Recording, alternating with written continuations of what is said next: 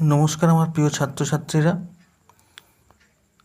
শুরু করছি এই সপ্তাহের কারেন্ট অ্যাফেয়ার্স নিয়ে আলোচনা।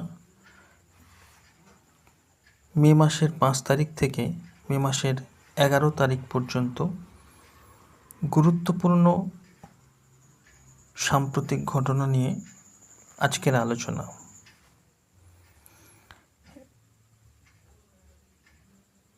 HDI ইন্ডেক্স, HDI শব্দের full form human development index, যেটি UNDP দ্বারা প্রকাশিত হয়,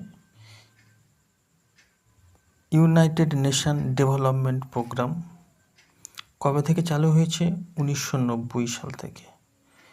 এবছর ভারতের স্থান 193টি দেশের মধ্যে ভারতের স্থান হয়েছে 130।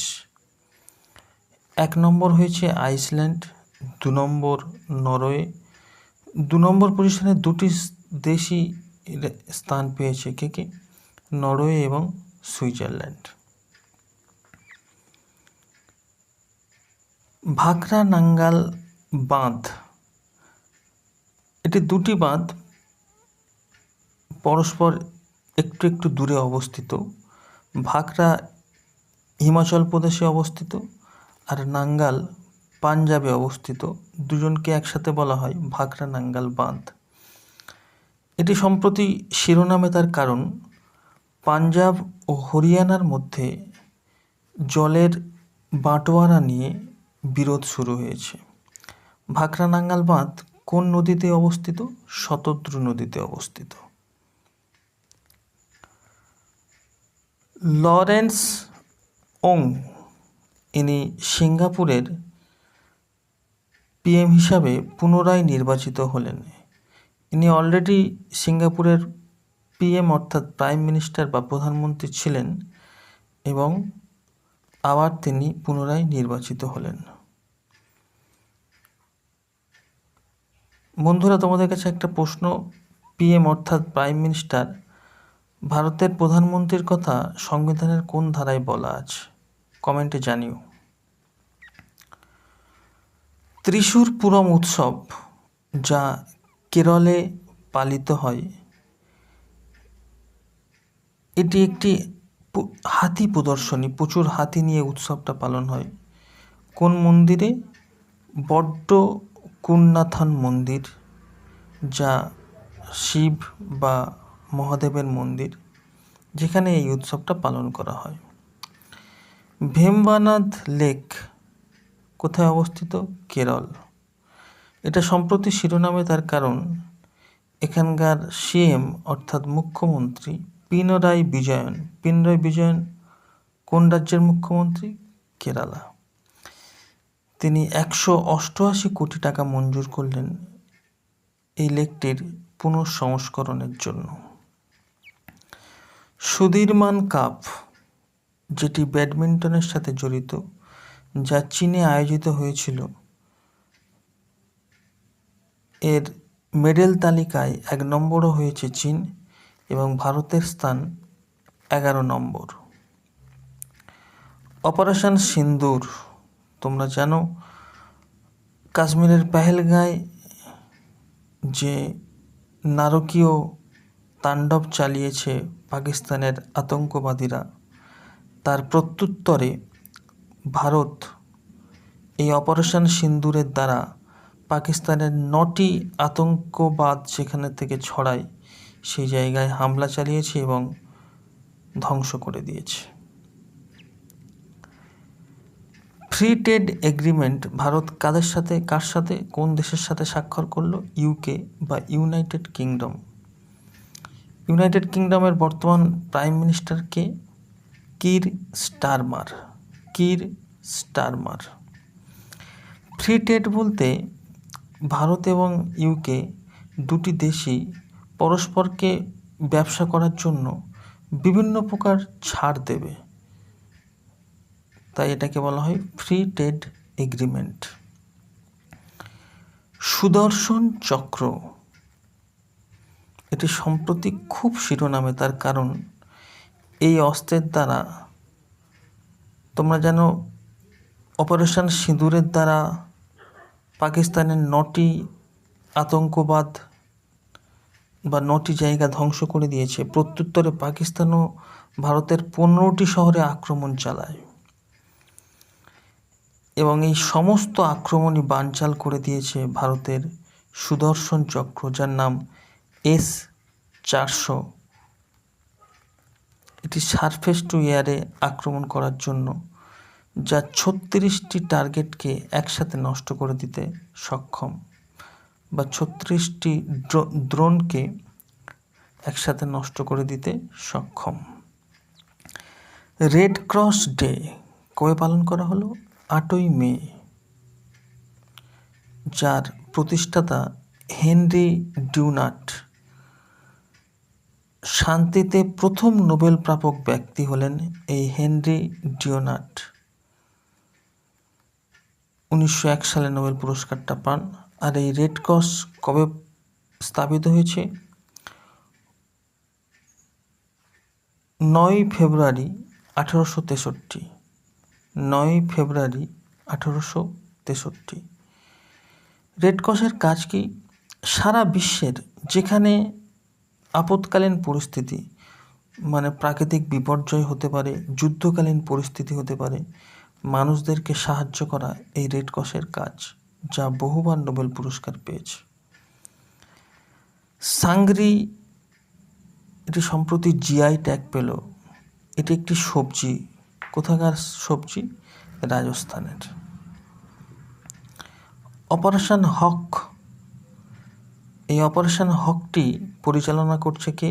সিবিআই বা সেন্ট্রাল ব্যুরো অফ ইনভেস্টিগেশন। উদ্দেশ্য কি? ভারতের বিভিন্ন জায়গায় শিশুদের উপর যে যৌন শোষণ হয় তার বিরুদ্ধে এই অপারেশনটি। শিশু বিক্রি থেকে, অল্পবয়স্ক মেয়েদেরকে বিক্রি করা থেকে শুরু করে যে যৌন যন্ত্রণা তাদেরকে দেয়া হয় তার বিরুদ্ধে সিবিআইয়ের এই অভিযান। ফার্স্ট ইন্টারস্টেট চিতা করিডর, মানে 2টি রাজ্যের মধ্যে এই চিতা করিডরটা হলো কোথায়? মধ্যপ্রদেশ ও রাজস্থান, ভারতের মধ্যে এই প্রথম। পুলিৎজার পুরস্কার, এটি সাংবাদিকতার জন্য দেয়া হয়। ভারত থেকে একজন পেল, তার নাম কবিতা সুরানা। KB রাবিয়া, ইনি কেরলের একজন মহিলা, যিনি 59 বছর বয়সে প্রয়াত হলেন। সোশ্যাল ওয়ার্ক, অর্থাৎ বিভিন্ন রকম সামাজিক কার্য, বিশেষ করে শিক্ষার প্রসারে, এডুকেশন বা শিক্ষার প্রসারে এনার ভূমিকা অনেক, যার জন্য 2022 সালে ইনি পদ্মশ্রী পুরস্কার পেয়েছিলেন। FATF, যার পুরো নাম ফিনান্সিয়াল অ্যাকশন টাস্ক ফোর্স, কবে প্রতিষ্ঠিত হয়? 1989। এর 2টো লিস্ট আছে, একটা গ্রে লিস্ট, একটা ব্ল্যাক লিস্ট। উদ্দেশ্য কি? যে সমস্ত দেশ তাদের দেশে সন্ত্রাসবাদকে বাড়তে সরাসরি সাহায্য করে সেই সমস্ত দেশকে ব্ল্যাক লিস্টে ফেলা হয়। আর গ্রে লিস্ট কারা? সন্ত্রাসবাদ যে সমস্ত দেশে আছে তারা তাদেরকে সাহায্য করে না, আবার উৎখাতও করে না, অর্থাৎ নীরব সাহায্য করে, তাদেরকে গ্রে লিস্টে ফেলা হয়। উদ্দেশ্য হচ্ছে এই গ্রে লিস্ট থেকে যদি কোনো দেশ ব্ল্যাক লিস্টে চলে আসে তাহলে পৃথিবী থেকে পৃথিবীর সমস্ত অর্থকরী সংস্থা সেই দেশকে সাহায্য করা বন্ধ করে দেবে। সম্প্রতি ভারত পাকিস্তানকে গ্রে লিস্টকে রাখার জন্য আবেদন করেছে। পাকিস্তান গ্রে লিস্টে ছিল 2022 সাল পর্যন্ত, কিন্তু 22 সালের পর তাকে গ্রে লিস্ট থেকে তুলে নেওয়া হয়েছে। জার্মানির নতুন চ্যান্সেলর হলেন ফ্রেডরিক মার্জ। ভারতবর্ষের যেমন প্রধানমন্ত্রীর ক্ষমতা, জার্মানির তেমনি চ্যান্সেলরের ক্ষমতা। সেই নতুন চ্যান্সেলর কে হলেন? ফ্রেডরিক মার্জ, 69 বছর বয়সে। MIGM, multi influence ground mine, Indian নেভির এটি সফল পরীক্ষণ। কি হয় এর দ্বারা?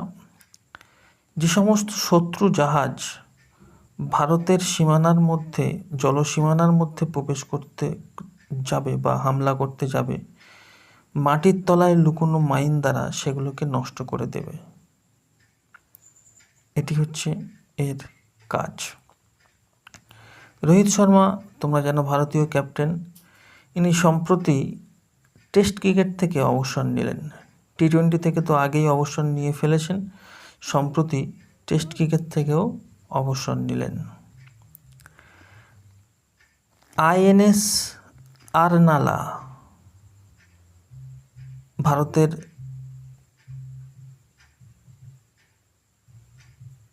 সেনা নৌসেনায় এটি আরও একটি সংযোজন।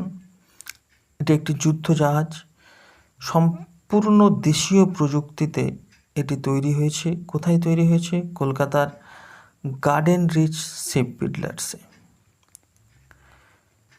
তোমরা জানো, সম্প্রতি খ্রিস্টান ধর্মের সারা বিশ্বের নিরিখে ধর্মগুরু পোপ যিনি মারা গেলেন, নতুন পোপ নির্বাচিত হলেন পোপ লিও 14। ইনি আমেরিকার একজন অধিবাসী। এই পোপকে নিয়ে 267তম পোপ হিসাবে তিনি নির্বাচিত হলেন। এই পোপ কবে থেকে নির্বাচিত হয়ে আসছে? 1 সাল, অর্থাৎ যখন থেকে এই ইংরাজি সাল চালু হয়, সেই প্রথম সালেই এই পোপ তার খ্রিস্টান ধর্মের ধর্মগুরু হিসাবে প্রতিষ্ঠিত হয়ে আসছেন। পোপ, তোমরা জানো, পৃথিবীর সবথেকে ছোট দেশের নাম কি? Vatican city. এই ভ্যাটিকান সিটি সম্পূর্ণ দায়িত্ব নিয়ে চালান হচ্ছে pope. Medal of honour, world jurist অ্যাসোসিয়েশনের বিচারে পৃথিবীর শ্রেষ্ঠ আইনজ্ঞ হিসাবে ভারতের একজন পুরস্কৃত হলেন, যার নাম ভুবন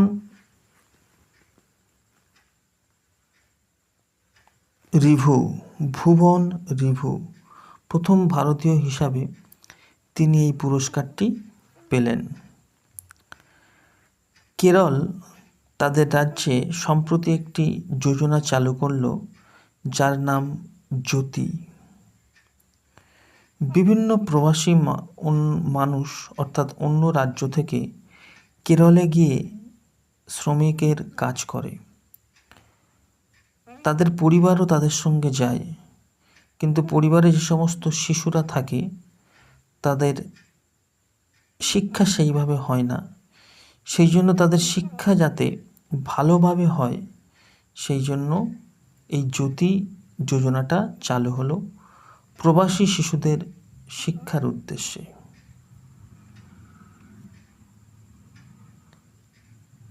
এই সপ্তাহের গুরুত্বপূর্ণ সাম্প্রতিক ঘটনাগুলি আলোচিত হলো।